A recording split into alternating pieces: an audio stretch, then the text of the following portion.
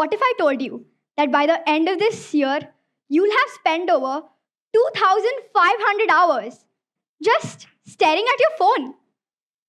That's over 100 days, about 3 months gone in likes, swipes, and just posts. Think about it. 1/4 of your year was spent not living it, but watching it through a screen. How many sunsets have we watched through a screen instead of our own eyes? How many moments have we lived only to record them? We're surrounded by people, yet often disconnected from life itself.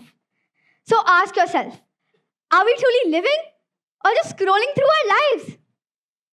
Hey, I'm Tiara Tandon. I'm 12 years old, and today I'm here to share why it's time for us to stop just scrolling and start living again. In today's hyper-connected world, the line between living and scrolling has blurred beyond recognition. My big idea is simple. We've become so busy capturing moments that we've forgotten how to live life. We measure happiness in likes, friendships in followers, and memories in megapixels. But behind every glowing screen, there's a dimming connection to real life. This idea matters because it helps us notice and enjoy real life instead of losing it to screens. Without this awareness, we risk becoming a generation that remembers posts more than people, filters more than feelings, and that's a problem we can no longer scroll past. When we trade genuine moments for digital ones, we lose something invisible but powerful: our presence. If we keep scrolling through every pause in our day, we might just scroll past the things that make life beautiful. We live in an age where our screens have become our second world, one where moments are captured but rarely lived. Instead of watching sunsets, we film them. Instead of feeling joy, we perform it for others to see. Studies show that the average person checks their phone around 150 times a day, often without realizing it. This constant digital dependence makes us less attentive, less active, and ironically, less present. Last summer, me and my family went to the beach early in the morning. The sand was warm and soft. I reached for my phone to take a picture. I adjusted the angle, tried different filters, and even asked my sister to pose again. But by the time I finally put my phone down, I realized the best part of the moment had already slipped away. Later, I looked at the photo. It was amazing. The waves were calm, the light was perfect, and even my sister was smiling. But strangely, I remembered the photo more than the moment. That gave me a shock. I had been there, but only partially. My body was at the beach, but my mind was inside a screen, chasing the perfect frame. That day, I realized how easy it is to let life pass by while we're distracted by pixels. Scrolling doesn't waste your time today, it quietly steals your future. Scrolling feels harmless at the moment. One day, you look up and realize you traded your potential for pixels.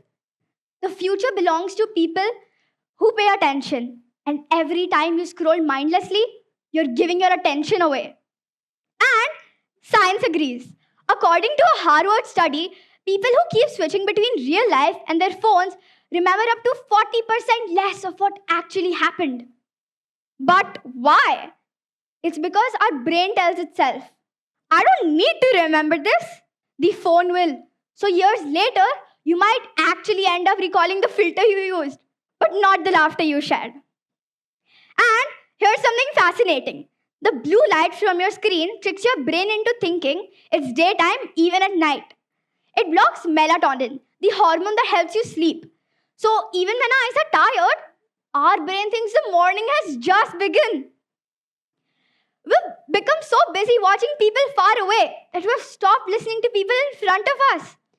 Have you ever gone out for dinner and realized everyone's on their phone, even the people you love the most? Have you ever gone out with friends but spent half the time scrolling through someone else's day?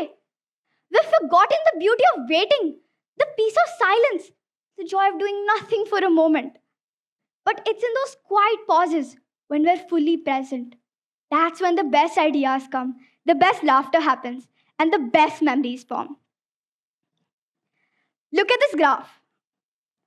When you play football, your energy rises as you start, peaks when you're in the game, dips when you get tired, but then shoots up again when you score or win. That happiness is real because it's earned. Every pass, every goal, every drop of sweat has a meaning. Now, look at the same happiness for using your phone. The happiness looks similar. Your brain feels excited, focused, and happy. But why? It's because your brain releases the same dopamine, the feel good hormone, whether you're scoring a goal or scrolling through videos. The difference? In football, you earned it. In your phone, it's handed to you, effort free. That's why phone happiness feels sharp, but doesn't last long. Now, the answer isn't just throw away our phones, it's to use them wisely. Start small, set limits, have phone free meals. When you go out somewhere with your friends or family, be fully there. Make memories without your phone every day. When you wake up, look at the sunrise before your screen light. Because no screen will ever shine as bright as a life that's truly lived. I invite you all to take a small but powerful step. First, click a picture in your mind. And then, if you really want, take one on your device. Or maybe just don't take one at all. Because life's best moments don't need to be posted, they need to be felt. I want you all to remember this. Life is not meant to be lived through a glass screen. It's meant to be felt, experienced, and lived happily. So, tonight when your room's dark and your screen glows bright, ask yourself, is the phone making me feel it's morning even at night? If it is, it's time to turn it off, step outside, and find the real sunrise. Thank you.